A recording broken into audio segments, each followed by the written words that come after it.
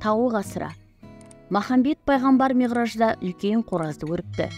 Ол жаппар хақты мақтап, мадақтап, зікір айтып тұр екен. Сахар мезгілі жақындағанда жерге түсіп, ей момындар, тұрыңдар, зікір айттың сахарда, хаққа құлдық қылыңдар, нұр таратып жаһанға деп шақырады екен.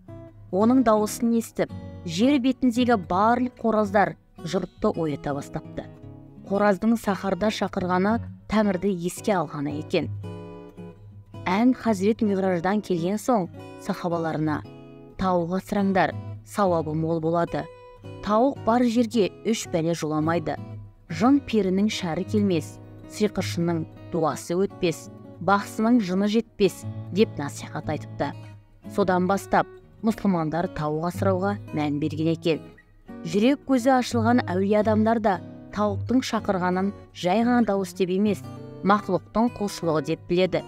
Оған дәлел Шәкәрім Құдайбердіұлының «Тауық неге шақырар сағат сайын» деп басталатын өлеңі. Ақын осы өлеңінде хайуанның қылығын басқаша қырынан сипаттайды. Тауық неге шақырар сағат сайын, деме уақыт өткенін ұқтырайын. Олар дептір ойға алып бір құдайын, зор құдіретін әулиеге ұқтырайын.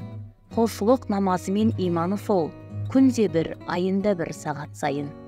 Кейбір аңыздарда қораз шақырса періштені көреді, қарға қарқылдаса шайтанды көреді деп ырымдайды.